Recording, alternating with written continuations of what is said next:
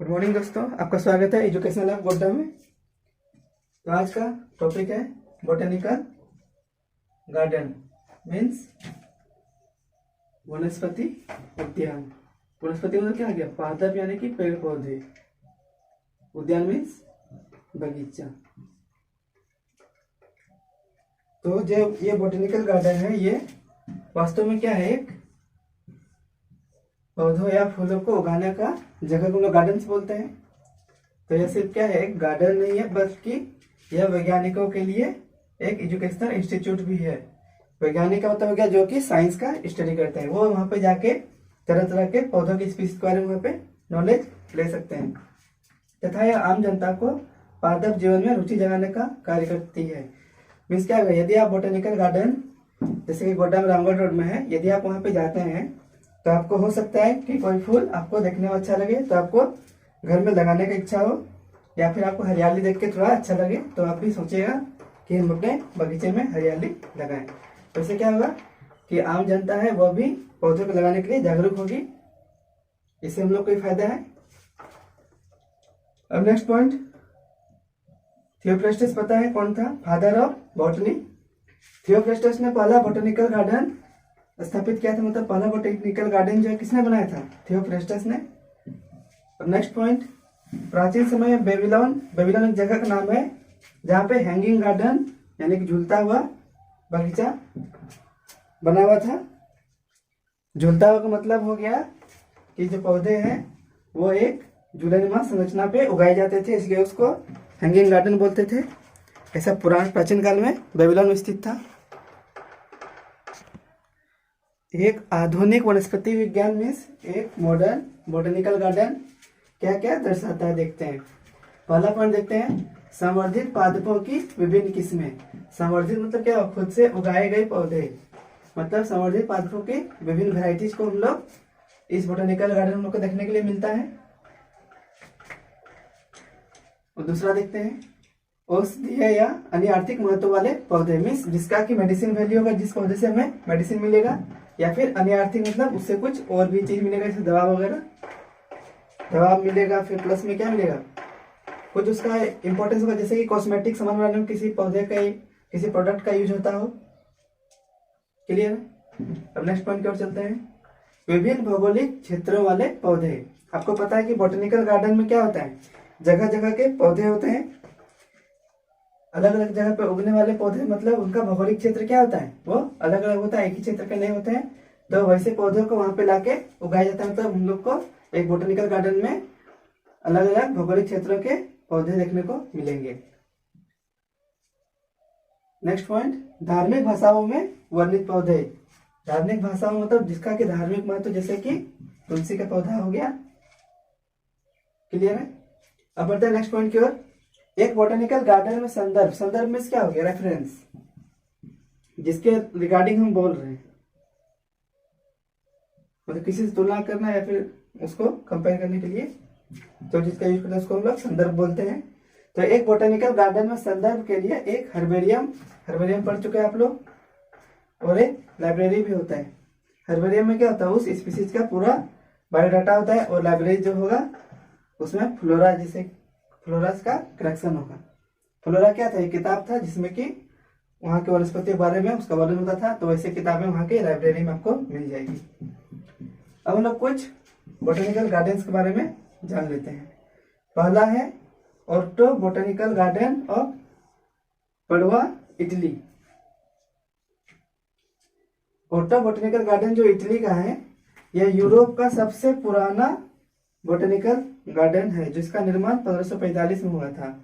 इसमें ग्रासेस यानी घास, एरोइड्स थे, और ऑर्किड्स का विशाल संग्रह था, मतलब इन लोग का ज्यादा कलेक्शन था, मतलब इन लोग प्रजाति को वहां पे ज्यादा उगाया गया था। क्लियर है? नेक्स्ट देखते हैं, पहला बोटेनिकल गार्डन देख लिया था, ओर्टो बोटेनिकल गार्डन जो कि इटली में था। दूसरा देखते हैं, मैन बोटेनिकल गार्डन, नाम ही है इसका, मैन बोटेनिकल गार्डन, जो कि मॉस्को में है। यह क्षेत्रफल की दृष्टि से सबसे बड़ा बोटेनिकल गार्डन है।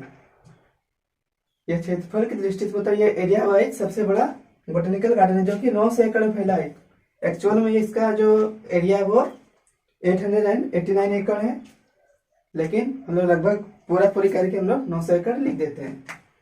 अब आता है सेकेंड और third, Bundes garden of Vienna, Vienna का बुंडेस गार्डन, यह 400 एकड़ में फैला हुआ है।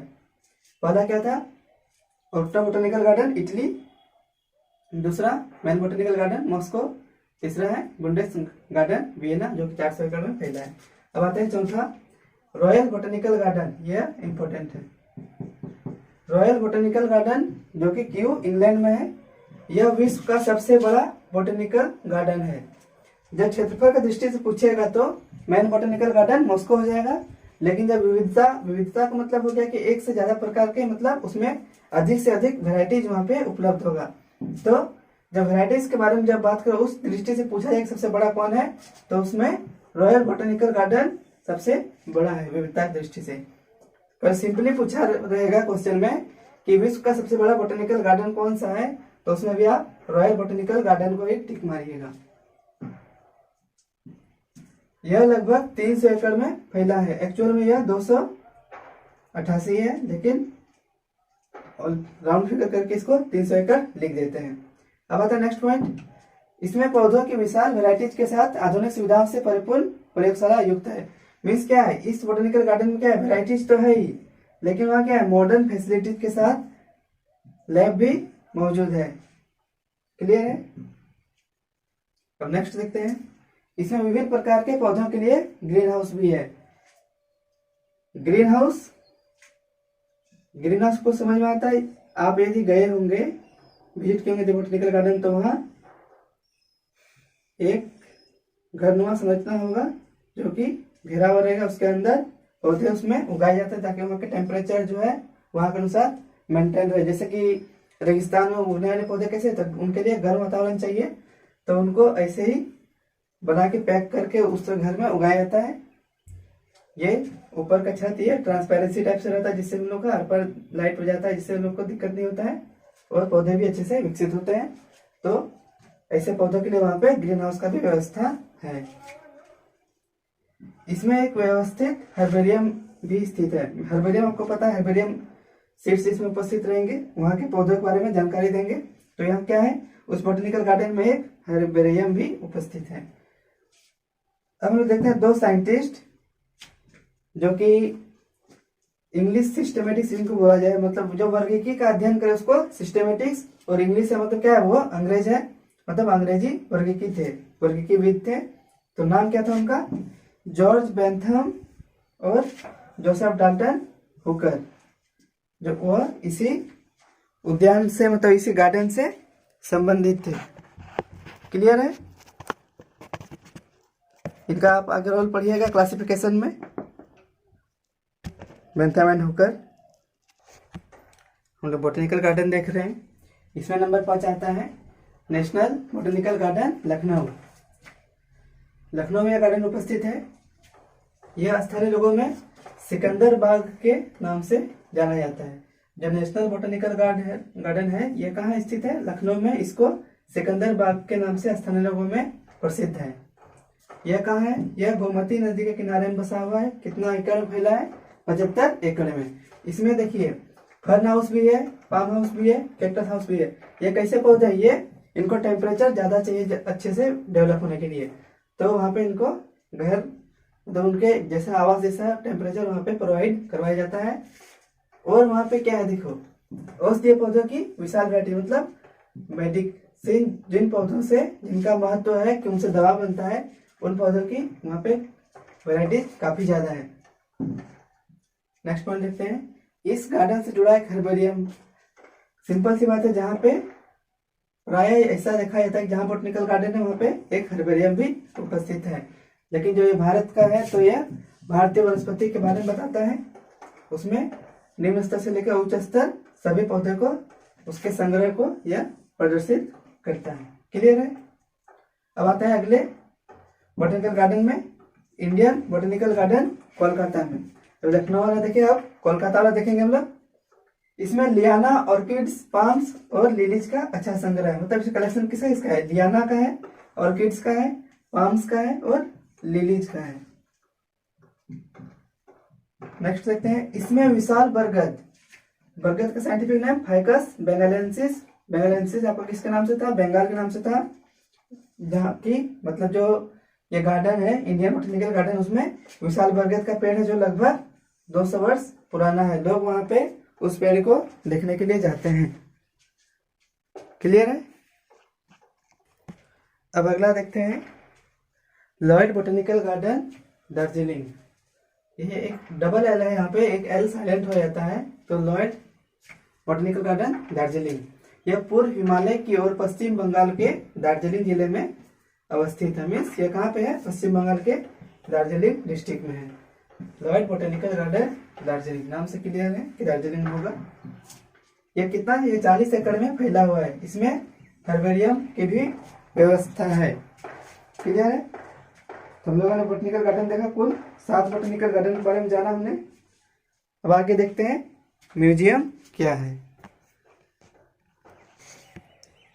तो हम लोग अब देखते हैं म्यूजियम। म्यूजियम क्या है? यह पौधों और जानवरों के अध्ययन के संदर्भ हेतु संग्रह है। यह पौधों और जानवरों के अध्ययन और संदर्भ हेतु संग्रह है। मतलब म्यूजियम जो है कलेक्शन है किसका? प्लांट्स एंड एनिमल्स का। किसके लिए? जो स्टडी करते हैं और रेफरेंस के लिए उनको कलेक्ट करके रखते हैं। क्लियर है? म्यूजियम एक ऐसा जगह है जहाँ पे प्लांट्स के साथ साथ एनिमल भी वहाँ पे स्टडी और रेफरेंस के लिए अवेलेबल रहते हैं। अब नेक्स्ट देखते हैं, नमूने का संग्रह। हमें जब हम किसी का स्पेसिमेन या नमूना कलेक्ट करेंगे तो उससे हमें क्या पता चलेगा? उसका आवास, मतलब कैसे एनवायरमेंट में वो, किस मिट्टी में या फिर किस पर्यावरण में वो रहता है, किस मिट्टी में वो उगता है और किस क्षेत्र में पाया जाता है और उस क्षेत्र में किस प्रकार के जीव मिलते हैं, उसके बारे में कैसे प्राथमिक जानकारी देता है। प्राथमिक जानकारी या फर्स्ट हैंड इन्फॉर्मेशन का क्या मतलब हुआ कि जो कलेक्ट करने गया था वही आके हमको इन्फॉर्मेशन दिया। लेकिन सेकेंडरी या द्वितीय जानकारी में क्या होगा?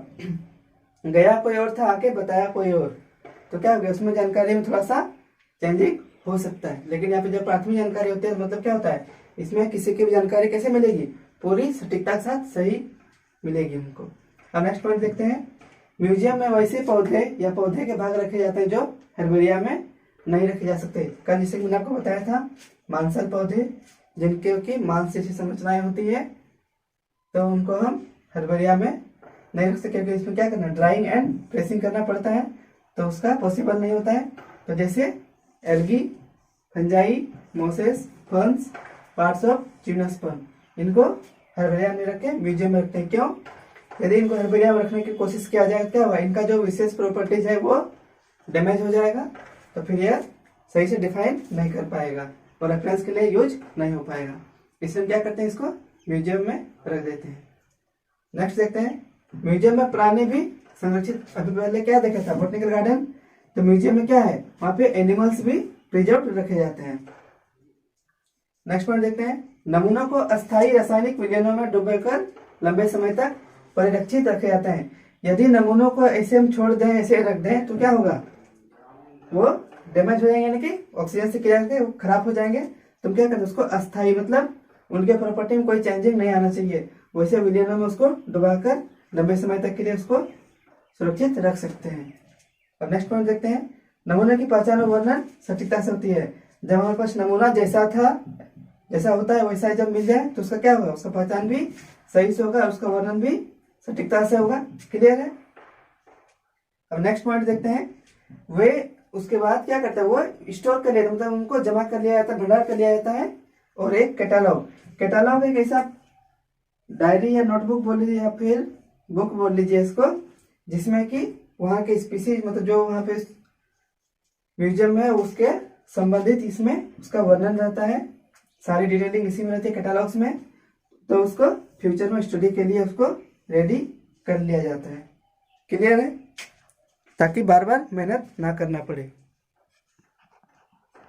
हमने देखा अभी बोटेनिकल गार्डन्स जिसमें कि पौधों की प्रजाति के बारे में था, उसका म्यूजियम जिसमें कि प्लांट एंड एनिमल दोनों का था। अब आते हैं जूलॉजिकल पार्क्स। अब इसमें एनिमल्स के बारे में बात करेंगे, एनिमल्स के रिगार्डिंग में। देखिए, मेहनत से अच्छा है आप स्मार्ट स्टडी कीजिए, तो ऐसा नोट्स उसमें तैयार कीजिए। जैसे कि उतना लंबा लंबा पॉइंट हम लोग लिखे उसमें, तो हम शॉर्ट बनाने के लिए इसमें एक एक्सप्लेनेशन दे देना आपको, ऐसा मतलब आपको डेमो दे देना, आप ऐसा बना के आप उसको पढ़िएगा। क्लियर है? जूलॉजिकल पार्क्स में क्या होता है, यहाँ के जो जीव है कैसे करते हैं, स्वतंत्र रूप से प्रजनन करते हैं। क्लियर है? मतलब उनका जो ब्रीडिंग है मतलब बिना किसी दबाव के वो अपनी जाति के जीवों के साथ प्रजनन कर सकते हैं। क्लियर है? अब दूसरा देखते हैं, अनुकूल वातावरण उपलब्ध, मीन्स जैसा जिसका वातावरण में जिसको रहने का आदत है उसको वैसा वातावरण वहां पे उपलब्ध करवाना। Point number 2 clear. अब मनोरंजन का केंद्र, यह वहां की आम जनता मीन्स पब्लिक और खास करके बच्चे, उनके लिए क्या होता है, पार्क एक इंटरटेनमेंट का अच्छा जगह होता है जहाँ की वो तरह तरह के जीव देख के उनका एक्साइटमेंट कुछ अच्छा रहता है, मतलब मन खुश हो जाता है, घूमने के लिए लायक जगह होता है जूलॉजिकल पार्क।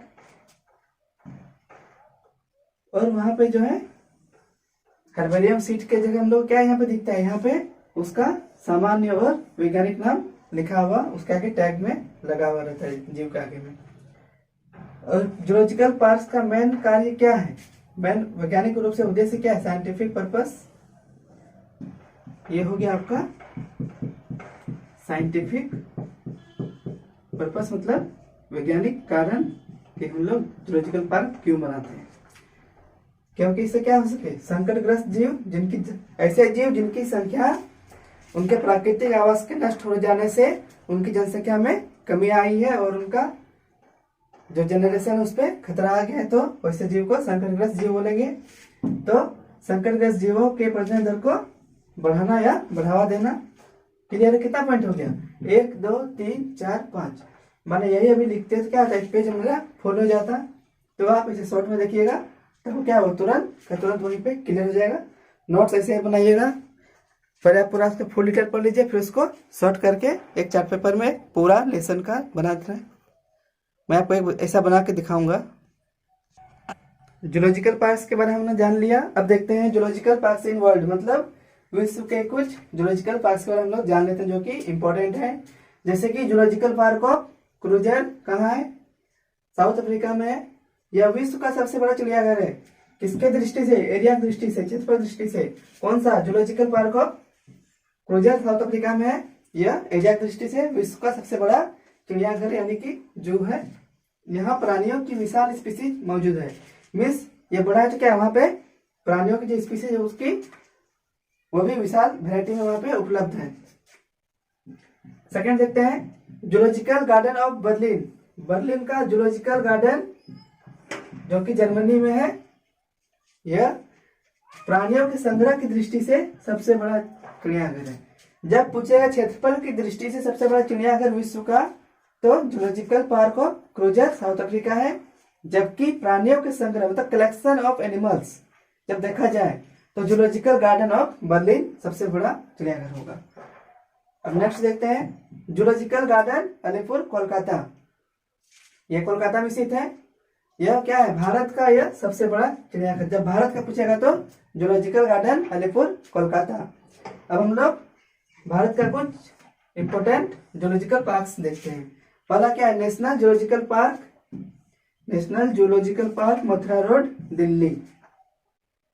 क्वेश्चन आपको पूछेगा, सारा ये सब चीज सारा इंपॉर्टेंट है। क्वेश्चन पूछेगा वहां पे दिया रहेगा कि नेशनल जूलॉजिकल पार्क इनमें से किस शहर में स्थित है। ऑप्शन में दे देगा दिल्ली, भुवनेश्वर, उड़ीसा, पंजाब, ऐसे करके देगा। तो वहां आपको यदि याद रहेगा तो ठीक है, नहीं तो फिर गलत हो जाएगा। ये नीट के लिए इंपॉर्टेंट है, स्टेट बोर्ड में इतना लिखने का क्वेश्चन नहीं आते हैं। एनसीईआरटी में जो दिया रहेगा उसको तो छोड़ना ही नहीं है, ये एक्स्ट्रा है एनसीईआरटी से। नंदन कानन जूलॉजिकल पार्क भुवनेश्वर उड़ीसा में स्थित है। नेक्स्ट है Mahendra Chaudhary zoological park Chhatbir Punjab. Clear है यहाँ पे। आगे कुछ और नेशनल पार्क, आगे कुछ जूलॉजिकल पार्क है उनको आगे मैं लिखवा देता हूँ। अब देखते हैं हम लोग श्री, मतलब हम लोग जो देख रहे थे जूलॉजिकल पार्क का लिस्ट इंडिया में कौन कौन सा है, तो उसमें नेक्स्ट है श्री चमा राजेंद्र जूलॉजिकल गार्डन मैसूर कर्नाटका। मैसूर कर्नाटका में स्थित है ये। नेक्स्ट है श्री वेंकटेश्वरा जूलॉजिकल पार्क, तिरुपति, आंध्र प्रदेश। ये कॉम्पिटिटिव एग्जाम्स के लिए ये सब इंपॉर्टेंट है, बाकी स्टेट बोर्ड के लिए ये उतना इंपॉर्टेंट नहीं रखता है। कमला नेहरू जूलॉजिकल गार्डन, कंकड़िया, अहमदाबाद। कंकड़िया जगह जो अहमदाबाद में है और अहमदाबाद का है, गुजरात में है।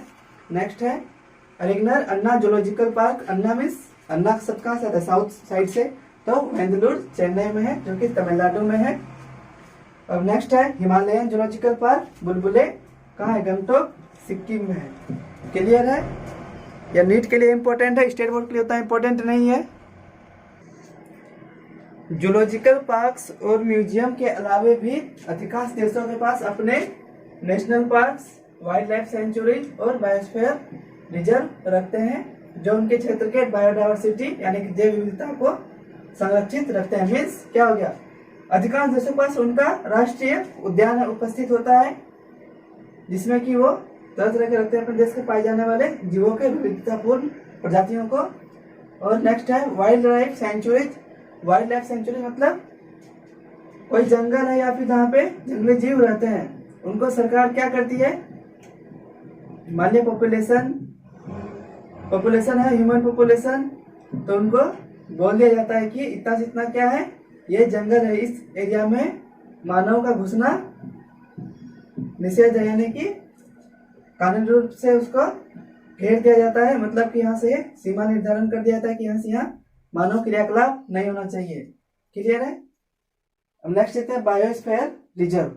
बायोस्फीयर रिजर्व मीन्स वहां के, यहाँ से क्या था, यहाँ सिर्फ जंगल को किया गया था, लेकिन जब बायोस्फीयर रिजर्व रखते हैं तो उसमें एक बड़े से क्षेत्र को हम लोग रिजर्व करते हैं, जो कि वहां की बायोडायवर्सिटी को संरक्षित रखती है।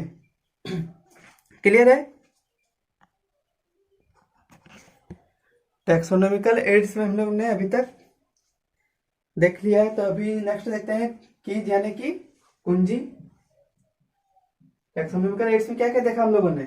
एक तो हर्बेरियम देखा, दूसरा बॉटनिकल गार्डन, तीसरा म्यूजियम, चौथा जूलॉजिकल पार्क्स, अब लास्ट पांचवा कीज यानी कि कुंजी।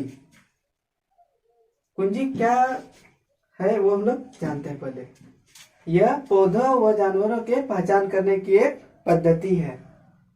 मीन्स एक सिस्टम है या स्कीम है जिसके तहत हम लोग प्लांट्स एंड एनिमल्स को आइडेंटिफाई करते हैं। यह एक कृत्रिम विश्लेषणात्मक, मीन्स सब कुछ तुलना करके, मतलब क्या अच्छा है क्या बुरा है, मतलब सब कुछ तुलना करके, मतलब यह आर्टिफिशियल कृत्रिम रूप से विश्लेषणात्मक साधन है, मतलब मॉडर्न एनालिटिकल डिवाइस है, जिससे प्रत्येक प्रकार की टैक्सोनॉमिक कैटेगरीज की पहचान की जा सकती है। क्लियर है? यह विपरीत लक्षणों पर आधारित होता है। यह कीज जो है हमेशा विपरीत लक्षणों पर आधारित होगा। आमतौर पर यह जोड़े में पाया जाता है, जिन्हें कपलेट कहा जाता है। कीज जो है यह विपरीत लक्षणों पर आधारित होता है और यह हमेशा जोड़े में पाया जाता है, जिन्हें कपलेट कहा जाता है।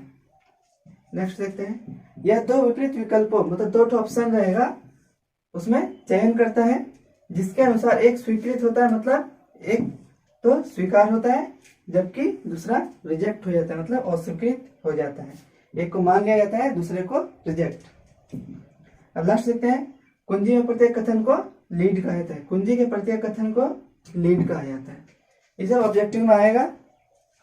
ऑब्जेक्टिव के लिए आपका ये लीड वाला इंपॉर्टेंट है थोड़ा, उसके बाद ये कपलेट, और कीज के लिए हमेशा याद रखिएगा विपरीत लक्षणों वाले जोड़े पाए जाते हैं। क्लियर है? इसमें अब नेक्स्ट पॉइंट देखते हैं। और प्रत्येक टैक्सोनॉमिक कैटेगरी जैसे कि फैमिली, जीनस व स्पीसीज के लिए अलग टैक्सोनॉमी कीज की आवश्यकता होती है। मतलब यदि कैमरा कैटेगरी अलग होगा क्या होगा, उसके लिए हमको टैक्सोनॉमिक कीज भी अलग चाहिए होगा, क्योंकि टैक्सोनॉमिक कीज में क्या होता है कि दो विपरीत लक्षणों या विकल्पों को लेके उस तुलना किया जाता है, उसमें से किसी एक को चुना जाएगा। तो ये जीनस होगा तो जीनस के रिगार्डिंग देखेंगे, स्पीसीज होगा तो स्पीसीज लेवल पे देखेंगे हम लोग, यदि फैमिली होगा तो फैमिली लेवल पे देखेंगे। क्लियर है? नेक्स्ट देखते हैं, यह अज्ञात जीव, मतलब जिनका पहचान नहीं किया गया है, उनके लिए क्या होता है, यह अधिक उपयोगी होता है। प्रकृति में कैसा होता है यह कीज जो होता है प्रकृति में कैसा होता है विश्लेषणात्मक, यह ऑब्जेक्टिव बनाया जा सकता है। मिस एनालिटिकल मतलब पूरा नाप तोल के देखा जाता है। इसमें प्रकृति में विश्लेषणात्मक होने के कारण कितने प्रकार के होते हैं, यह 2 प्रकार के की उपयोग किए जाते हैं। पहला है इंडेंटेड की या योक्ड की और दूसरा है ब्रैकेटेड की। क्लियर है?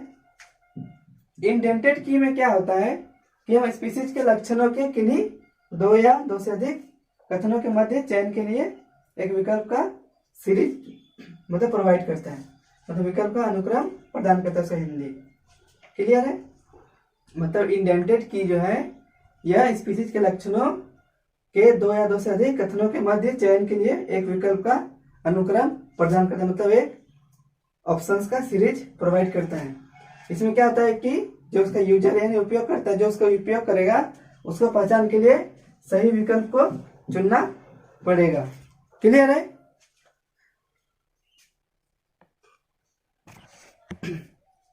अब हम लोग एग्जांपल देखते हैं इंडेंटेड की का। मैंने आपको क्या बताया कि हमेशा ये जोड़े में रहेंगे जिनको कपलेट कहा जाएगा, उसका हर एक कथन लीड कहा जाएगा। तो ठीक है, तो हम लोग फैमिली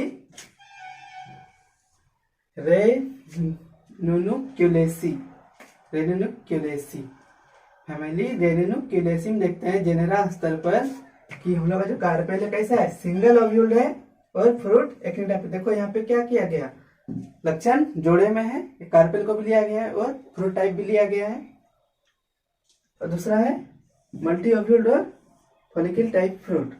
तो यहाँ क्या देख रहे हैं कि हम लोग जब कीज के बारे में बात किए थे कि 2 या 2 से अधिक लक्षणों को लेंगे विपरीत प्रकार के, तो यहाँ 2 लक्षण आपको 2 ऑप्शंस दिख रहे हैं, तो इनमें से एक को सिलेक्ट करना होगा, उस आधार पे जेनेरा यानी जीनस डिवाइड होगा। क्लियर है? समझ में आ गया होगा। अब देखते हैं ब्रैकेटेड की। यह भी विषम लक्षणों मतलब यह भी विषम लक्षणों का उपयोग करता है, लेकिन ये उपविभाजित लक्षण है। मतलब ये क्या कहलाएगा, कार्पेल यहाँ पे क्या सिंगल ओव्यूल्ड मल्टी ओव्यूल्ड, ये दोनों क्या है एक दूसरे के, मतलब इसको और बांटा है, उपविभाजित किया गया है। और प्रत्येक समान लक्षण होता है, यहाँ क्या है कार्पेल, वहां भी कार्पेल को लिया गया है, समान लक्षण है, तो उसके लिए ब्रैकेट में क्या होगा, समान संख्या ही दिया जाएगा। पहला देखते हैं कार्पेल सिंगल ओव्यूल्ड, हम लोग सिर्फ फिर क्या ले रहे हैं, कार्पेल ही ले रहे हैं। तो कार्पेल मल्टी ओव्यूल्ड और कार्पेल सिंगल ओव्यूल्ड के साथ क्या था, फ्रूट एक ही प्रकार का था फ्रूट, और इधर फॉलिकल टाइप का फ्रूट था। तो ये क्या है, देखो समान लक्षण है, मतलब समान चीज को हम लोग लिए तुलना के लिए, तो उसके लिए क्या होगा, ये और ये दोनों क्या है, दोनों सेम है। समझ में आ गया? इंडेंटेड और ब्रैकेटेड की में अंतर समझ में आ गया होगा। क्लियर है?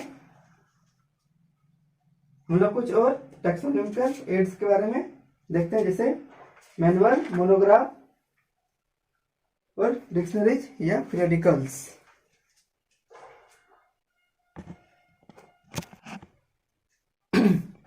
हम लोग अब कुछ अन्य टैक्सोनॉमिकल साधन देखते हैं, means other taxonomical aids. Aids means साधन था, तो हम लोग देखते हैं। अब एक होता है मैनुअल, मैनुअल को हिंदी में भी एज इट इज जैसे हम लोग बोलते हैं वैसे ही लिख देते हैं मैनुअल। इसमें जीव के क्षेत्र की तथा टैक्सोनॉमिकल कैटेगरीज का विवरण मिलता है। मीन्स इसमें जो है वो किस रीजन का है, और कीज मतलब कौन सा विकल्प चुना गया उसके लिए, और टैक्सोनॉमिकल कैटेगरी मतलब उसका क्या कैटेगरी, उसका डिटेलिंग मिलता है। अब देखते हैं मोनोग्राफ। मोनोग्राफ क्या है, यह किसी भी फैमिली या जीनस की उपलब्ध जानकारी, मीन्स किसी फैमिली या जीनस उसका जो अवेलेबल इंफॉर्मेशन है उसका पूरा उसको संपूर्ण संकलन मतलब सब कुछ समेट के एक निश्चित अवधि में उपलब्ध कराता है। क्लियर है? नेक्स्ट देखते हैं पीरियोडिकल्स एंड डिक्शनरीज, मीन्स पत्रिकाएं एवं शब्दकोश। यह ऐसे प्रकाशन मतलब पत्रिका या डिक्शनरी क्या है, ये छपते हैं, तो प्रकाश छपते हैं, प्रकाशन से छपते हैं। यह ऐसे प्रकाशन है जो न्यू एडिशन मतलब उनमें क्या नया जुड़ा तथा अपडेटेड इंफॉर्मेशन, और उसके बारे में क्या इंफॉर्मेशन अपडेट हुआ, मतलब कुछ नया जुड़ना या किसी पहले से उपस्थित उसमें जीव का कुछ इंफॉर्मेशन में अपग्रेडेशन होना या अपडेट होना, उसके बारे में कौन बताएगा हमको? पेरिडिकल्स या डिक्शनरी बताएगा। अब देखते हैं नेक्स्ट इंपॉर्टेंट टर्म मतलब मुख्य शब्द। इस चैप्टर में कुछ मुख्य शब्द थे जैसे कि बाइनोमियल नोमेनक्लेचर क्या है? दो नाम वाली पद्धति है, जिसमें एक तो जीनस होता था, दूसरा स्पीशीज होता था। फिर कैटेगरी, ये क्या बताता था? किसी जीव का कहाँ पे क्या स्थिति है, उस जीव मतलब कौन से लक्षण के आधार पर इसको बांटा गया है। सब समूह बताते 7 तरह के थे टैक्सोनॉमिकल कैटेगरी। अब कोरिलेटेड कैटेगरी में सहसंबंध समूह, मतलब दो ऐसे समूह जो आपस में उनके लक्षण मिलते जुलते थे, उसको कोरिलेटेड कैटेगरी बोलते थे। ये सब पढ़ा दी, इसलिए इसको दोबारा से डिटेलिंग में जाना जरूरी नहीं है कि ये भी पढ़ा है मैंने। स्पीशीज बता दिया है, सिस्टमेटिक्स बता दिया है, टैक्सोनॉमी सारा कुछ बता दिया है। अब दो नए वर्ड्स आ रहे हैं, फाइलोजेनी और फाइलोजेनेटिक्स, तो उनको भी देख लेते हैं हम लोग। हम लोग दो नया शब्द देखने जा रहे हैं। पहला है फाइलोजेनी। फाइलोजेनी मतलब क्या होगा? किसी प्रजाति या प्रजातियों के समूह के विकासवादी अध्ययन को फाइलोजेनी कहा जाता है। जब हम किसी स्पीशीज का कैसे इवोल्यूशन हुआ हम उसमें उस चीज को पढ़ेंगे तो उसका जो स्टडी जिसमें होगा वो फाइलोजेनी कहलाएगा। क्लियर है? अब अगला देखते हैं फाइलोजेनेटिक्स। जैविक वर्गीकरण जो विकासवादी इतिहास और किसी स्पीशीज के इतिहास के पुनर्निर्माण से संबंधित हो, फाइलोजेनेटिक्स कहा जाता है। इसमें क्या है? विकासवादी इतिहास के साथ साथ स्पीशीज का इतिहास का पुनर्निर्माण, मतलब क्या हो गया कि उसमें कुछ चेंजिंग हो, मतलब उसको फिर से रिकंस्ट्रक्ट किया जाए, तो जिसमें उससे रिलेटेड उस चीज को फाइलोजेनेटिक्स बोलेंगे। मतलब किसी का विकासवादी हिस्ट्री हमको देखना है या फिर उसका हिस्ट्री के साथ क्या हो, मॉडिफिकेशन हो, तो जब उसका रिकंस्ट्रक्शन होगा तो इस चीज को हम लोग फाइलोजेनेटिक्स बोलते हैं। विकासवादी इतिहास के अध्ययन को क्या बोलेंगे? फाइलोजेनी। और उसमें यदि कुछ सुधार होगा या मॉडिफाई होगा तो उसको फाइलोजेनेटिक्स बोलते हैं। अब नीट के लिए देखो कुछ एक्स्ट्रा नॉलेज ले लो। राष्ट्रीय उद्यान तो नेशनल पार्क के बारे में कुछ जान लो। येलोस्टोन नेशनल पार्क है जो विश्व का पहला नेशनल पार्क था, जो 1 मार्च 1872 में कहाँ? USA, United state of America में स्थापित किया गया था। कब? 1 मार्च 1872। पहला कौन था? येलोस्टोन नेशनल पार्क, विश्व का पहला। भारत का पहला पूछा तो उसका अलग है, उसका लिखा रहे। विश्व का पहला हमने देख लिया था, हम लोग भारत का देखते हैं। इंडिया में पहला नेशनल पार्क 1935 में बना। इसका नाम हेली नेशनल पार्क या रामगंगा नेशनल पार्क था, जिसे बाद में बदलकर कॉर्बेट नेशनल पार्क मतलब कॉर्बेट राष्ट्रीय उद्यान कर दिया गया। क्लियर है? नीट के लिए ये सब इंपॉर्टेंट है। नीट की फुल डिटेलिंग एक दिन में वीडियो बना के डाल दूंगा कि नीट क्या है, कैसे मतलब उससे क्या होता है या फिर उसका क्राइटेरिया कैसा है, उसके लिए क्या क्या चाहिए, कितना नंबर लाना चाहिए, क्या क्या पढ़ना है, कैसे पढ़ना है, सब बताऊंगा। अब नेक्स्ट देखते हैं किबुल लमाजाओ नेशनल पार्क, विश्व की एकमात्र फ्लोटिंग नेशनल पार्क। फ्लोटिंग मतलब क्या? तैरता हुआ या झूलता हुआ, तैरता हुआ बोलेंगे इसको, जो मणिपुर में स्थित है। मीन्स क्या है? यह झील जैसी पानी के क्षेत्र पे कैसा है? यह तैरता हुआ राष्ट्रीय उद्यान है, जो कि कहाँ है? मणिपुर में स्थित है। यह कैसा है? वर्ल्ड का केवल और केवल एक है जो मणिपुर में स्थित है। क्लियर है? नेक्स्ट है गिर नेशनल पार्क। यह याद रखना है, ये स्टेट बोर्ड में भी आ सकता है ऑब्जेक्टिव में कि गिर राष्ट्रीय उद्यान गुजरात का जो है यह किसके लिए प्रसिद्ध है? गिर राष्ट्रीय उद्यान जो गुजरात में स्थित है, यह किसके लिए प्रसिद्ध है? यह एशियाई सिंह मतलब एशियाटिक लायन के लिए फेमस है। यह भी इंपॉर्टेंट है। काजीरंगा, काजीरंगा नेशनल पार्क, ये इंपॉर्टेंट हो गया। और यह कॉर्बेट नेशनल, ये वाला, ये सब इंपॉर्टेंट है। काजीरंगा नेशनल पार्क यह कहाँ है? असम में है। यह किसके लिए प्रसिद्ध है? एक सिंगी राइनोसेरस मतलब एक सिंगी गैंडा के लिए प्रसिद्ध है। क्लियर है? उसके बाद है Keoladeo national park, Bharatpur Rajasthan. Keoladeo national park जो भरतपुर राजस्थान में स्थित है, वह किसके लिए प्रसिद्ध था? वह राजाओं के डक शूटिंग के लिए प्रसिद्ध था।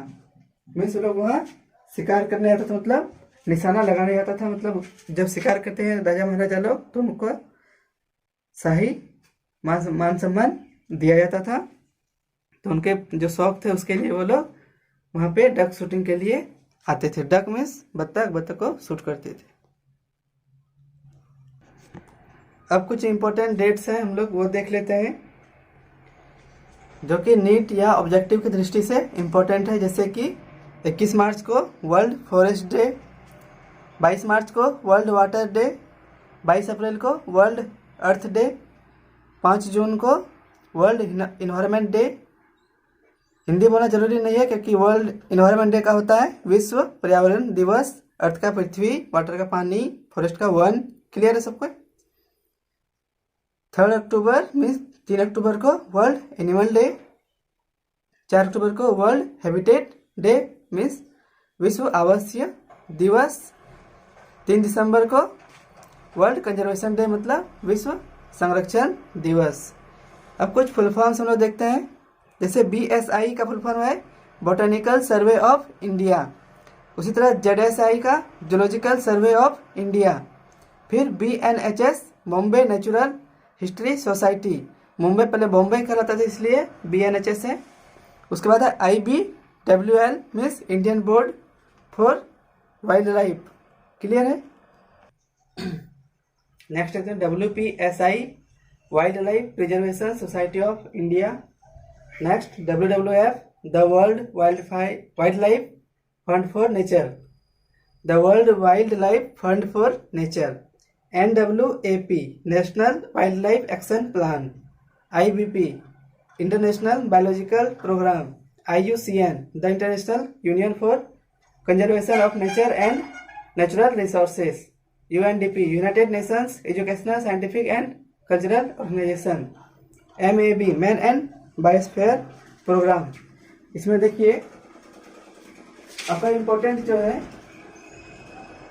IUCN, NWAP, WWF, UNDP, ये 4 इसमें से इम्पोर्टेंट है। याद सबको करना है क्योंकि ये नीट कंपटीशन एग्जाम की दृष्टि से क्या है, ये इम्पोर्टेंट है। इस तरह से हमारा चैप्टर अब समाप्त होता है। आपका हर टॉपिक क्लियर हो गया। द लिविंग वर्ल्ड यानी पहला चैप्टर जीव जगत समाप्त होता है। अब इसका NCERT क्वेश्चन आंसर करेंगे और ऑब्जेक्टिव क्वेश्चन आपको बताएंगे। क्लियर है? अब मिलते हैं नेक्स्ट क्लास में, तब तक के लिए जय हिंद। और NCERT जरूर पढ़ लीजिएगा एक बार और खुद से एक बार कोशिश कीजिएगा बनाने का। Okay, thank you.